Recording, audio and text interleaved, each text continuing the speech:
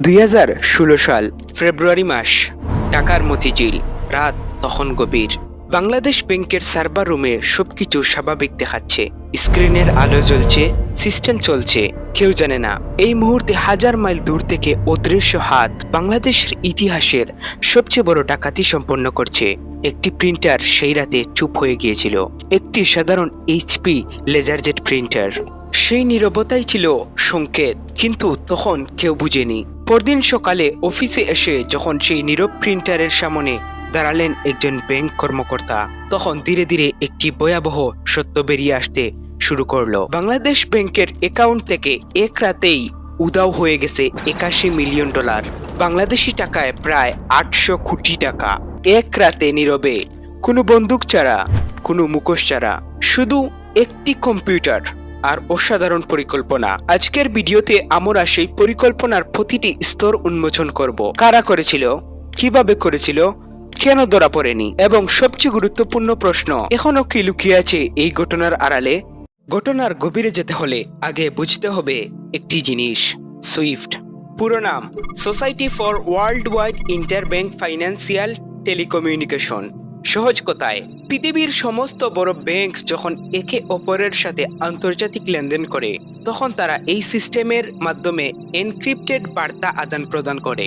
এটা যেন একটি অতি সুরক্ষিত টেলিগ্রাম সার্ভিস, শুধুমাত্র বিশ্বস্ত সদস্য ব্যাংকগুলোর জন্য। বাংলাদেশ ব্যাংকের নিউ ইয়র্কের ফেডারেল রিজার্ভ ব্যাংকে একটি অ্যাকাউন্ট ছিল। দেশের বৈদেশিক মুদ্রা রিজার্ভের একটি বড় অংশ রাখা হতো সেখানে। কোনো আন্তর্জাতিক পেমেন্ট করতে হলে ঢাকা থেকে সুইফট বার্তা যেত নিউ ইয়র্কে, আর নিউ ইয়র্ক ফেড সেই বার্তা অনুযায়ী টাকা পাঠিয়ে দিত। সিস্টেমটি নিরাপদ ও বিশ্বস্ত। সিস্টেমটি দশকের পর দশক ধরে কাজ করছে, কিন্তু হ্যাকাররা বুঝেছিল সিস্টেম যতই শক্তিশালী হোক, যে মানুষ সেটা চালায়, সে যদি একটি বার ভুল করে তাহলেই সুযোগ। আর সেই সুযোগ তারা খুঁজে নিয়েছিল অত্যন্ত ধৈর্যের সাথে। এই ডাকাতির গল্প শুরু হয় 2015 সালে, মূল ঘটনার প্রায় 1 বছর আগে। হ্যাকাররা প্রথমে পাঠালো একটি ইমেইল, দেখতে সম্পূর্ণ নিরীহ, হয়তো চাকরির আবেদনপত্র, হয়তো কোনো অফিসিয়াল ডকুমেন্ট। বাংলাদেশ ব্যাংকের কোনো এক কর্মী সেই ইমেইলটি খুললেন, একটি ক্লিক, ব্যাস। সেই একটি ক্লিকে তার কম্পিউটারে ঢুকে গেল ম্যালওয়্যার, এবং সেই ম্যালওয়্যার ধীরে ধীরে ছড়িয়ে পড়ল ব্যাংকের পুরো নেটওয়ার্কে। এরপর শুরু হলো অপেক্ষার খেলা। মাসের পর মাস ধরে শুধু দেখলো কোন সময়ে কোন ট্রান্সফার হয়, কিভাবে সুইফট মেসেজ তৈরি হয়, কর্মীরা কিভাবে কাজ করেন, কোন কর্মকর্তার কোন পাসওয়ার্ড, কোন সময়ে ব্যাংক বন্ধ হয়, সব কিছু রেকর্ড হচ্ছিল নীরবে। এই পর্যায়েই তারা আবিষ্কার করলো সবচেয়ে বড় সুযোগটি। বাংলাদেশ ব্যাংকের নিরাপত্তা ব্যবস্থা ভয়াবহ রকম দুর্বল। পুরনো second hand network switch, network segmentation নেই, এবং সুইফট সার্ভারের পাসওয়ার্ড টোকেন, যেটা প্রতিদিন অফিস বন্ধের পর তুলে রাখার কথা, সেটা মাসের পর মাস সার্ভারে গেতেই রয়েছে, যেন দরজা তালা লাগানো, কিন্তু চাবিটা দরজাতেই ঝুলছে। এদিকে 2015 সালের মে মাসে ফিলিপাইনের ম্যানিলার এক ব্যাংকে 5টি নতুন অ্যাকাউন্ট খোলা হলো ভুয়া পরিচয়ে, প্রতিটিতে মাত্র $500। এরপর সেগুলো নিষ্ক্রিয় হয়ে পড়ে রইল প্রায় 1 বছর। মঞ্চ প্রস্তুত, পর্দা উঠবে ঠিক সময়ে। 4 ফেব্রুয়ারি 2016, বৃহস্পতিবার রাত, হ্যাকাররা চূড়ান্তভাবে বাংলাদেশ ব্যাংকের নেটওয়ার্কে প্রবেশ করলো। এখন তারা যা করতে যাচ্ছে সেটা বুঝতে হলে মাথায় রাখতে হবে একটাই কথা, সময়। এই পুরো পরিকল্পনার কেন্দ্রে ছিল 3টি দেশের 3টি ভিন্ন সময়। বাংলাদেশে শুক্রবার সাপ্তাহিক ছুটি, তাই বৃহস্পতিবার রাতে যখন হ্যাকাররা নিউ ইয়র্কের ফেডারেল রিজার্ভে সুইফট বার্তা পাঠাচ্ছিল, তখন বাংলাদেশ ব্যাংক বন্ধ। কোনো কর্মকর্তা নেই যিনি সেই ট্রান্সফার দেখে প্রশ্ন তুলবেন। নিউ ইয়র্কে যখন শনিবার আসে, আমেরিকার ব্যাংক বন্ধ। ফিলিপাইনে যখন রবিবার, সেখানকার ব্যাংকও বন্ধ। 3টি দেশ, 3টি ভিন্ন ছুটির দিন, এবং এর ঠিক মাঝখানে একটি 72 ঘন্টার জানালা, যেখানে কেউ কিছু জিজ্ঞেস করার নেই। এই জানালাটাই ছিল তাদের আসল অস্ত্র। হ্যাকাররা বাংলাদেশ ব্যাংকের সুইফট টার্মিনাল থেকে নিউ ইয়র্ক ফেডে একে একে পাঠাতে শুরু করলো ভুয়া পেমেন্ট অর্ডার, মোট 35টি। প্রতিটি বার্তায় বাংলাদেশ ব্যাংকের প্রমাণীকরণ ক্রেডেনশিয়াল, দেখতে সম্পূর্ণ বৈধ। লক্ষ্য $951 মিলিয়ন, প্রায় 10,000 কোটি টাকা এক রাতে। একই সাথে হ্যাকাররা সেই প্রিন্টারটিকেও নিষ্ক্রিয় করে দিল, কারণ প্রিন্টার চালু থাকলে রেকর্ড ছাপা হয়ে যেত আর সকালেই ধরা পড়ে যেত সবকিছু।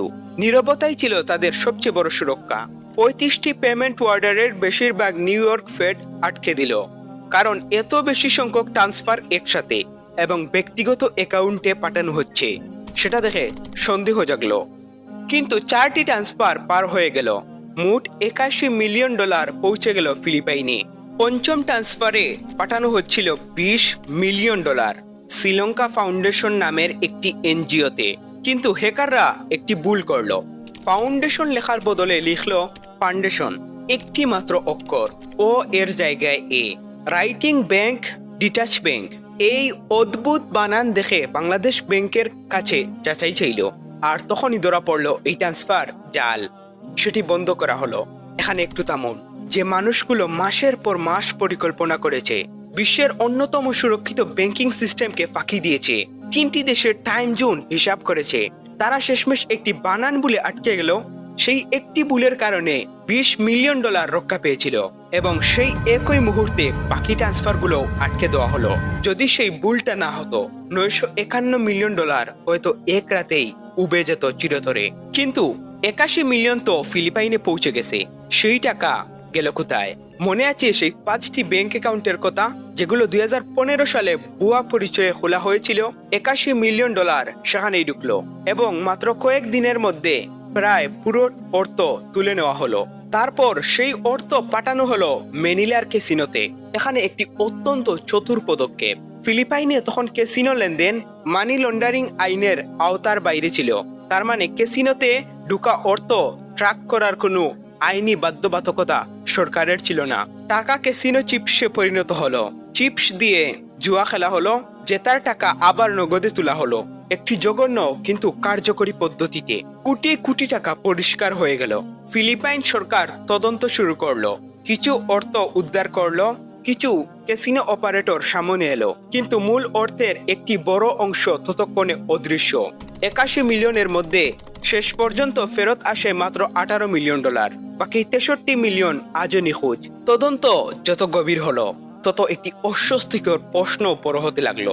এত কিছু কি সত্যি শুধু বাইরে থেকে সম্ভব? তদন্তকারীরা দেখলেন সুইফট সার্ভারের পাসওয়ার্ড টোকেন মাসের পর মাস ধরে সার্ভারে গেঁথে আছে, অথচ নিয়ম হলো প্রতিদিন সেটি খুলে বল্টে রাখতে হবে। ব্যাংকের ইন্টারন্যাশনাল নেটওয়ার্ক পাবলিক ইন্টারনেটের সাথে সংযুক্ত ছিল, এটাও সম্পূর্ণ নিয়ম বিরুদ্ধ। বাংলাদেশ ব্যাংকের 5 জন কর্মকর্তার বিরুদ্ধে গাফিলতি এবং নিরাপত্তায় দুর্বলতা তৈরির অভিযোগ উঠল। তদন্তকারী পুলিশ কর্মকর্তা সরাসরি বললেন কিছু আইটি টেকনিশিয়ানের দিকে তার সন্দেহ রয়েছে, যারা হয়তো জেনে শুনে হ্যাকারদের পথ তৈরি করে দিয়েছিল। কিন্তু এই সন্দেহ প্রমাণে পরিণত হয়নি, কেউ দণ্ডিত হয়নি। প্রশ্নটা তাই এখনো ঝুলে আছে। এটা কি শুধু অদক্ষতা ছিল, নাকি কেউ ইচ্ছাকৃতভাবে দরজা খুলে রেখেছিল? তদন্তে যত সুতো জমা হতে থাকলো, সব সুতো গিয়ে একটি নামে মিলল, লাজারাস গ্রুপ। উত্তর কোরিয়ার রাষ্ট্রীয় পৃষ্ঠপোষকতায় পরিচালিত একটি হ্যাকার দল। সাইবার জগতে সবচেয়ে ভয়ঙ্কর নামগুলোর একটি। রাশিয়ার সাইবার নিরাপত্তা প্রতিষ্ঠান গ্রুপ আইবি তাদের গবেষণায় দেখালো লাজারাস গ্রুপের কমান্ড সার্ভারের আইপি ঠিকানা ট্যাগ করলে সেটা পৌঁছে যায় পিয়ংইয়ং এর নির্দিষ্ট 2টি ভবনে, যেখানে বিদেশিদের প্রবেশ নিষেধ। গ্রুপটি পরিচালিত হয় ব্যুরো 121 নামের উত্তর কোরিয়ার সামরিক গোয়েন্দা সংস্থার একটি বিভাগ থেকে। কিন্তু কেন উত্তর কোরিয়া কেন একটি বিদেশি ব্যাংক লুট করবে? উত্তরটা সহজ এবং ভয়াবহ।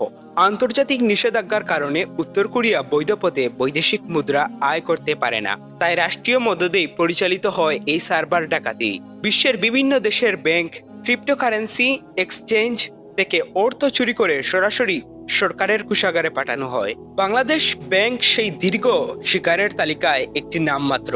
2018 সালে মার্কিন বিচার বিভাগ লাজারাস গ্রুপের সদস্য পার্ক জিন হোয়ো এর বিরুদ্ধে আনুষ্ঠানিক অভিযোগ আনল। Bangladesh bank hack, Sony picture hack এবং বিশ্বব্যাপী ধ্বংসাত্মক ওয়ান্নাক্রাই র্যানসমওয়্যার হামলা সবকিছু এক সুতোয় গাঁথা। তদন্তকারীরা তাকে শনাক্ত করেছিলেন ম্যালওয়্যারের কোডের মিল থেকে, চুরি করা ক্রেডেনশিয়ালের ধরন থেকে এবং উত্তর কোরিয়ার আইপি আড়াল করতে ব্যবহৃত প্রক্সি সার্ভারের প্যাটার্ন থেকে। কিন্তু পার্ক জিন হোয়ো আজও ধরা পড়েনি। উত্তর কোরিয়া কোনো অভিযোগ স্বীকার করেনি আর বাংলাদেশের চুরি যাওয়া অর্থ ফেরত আসেনি।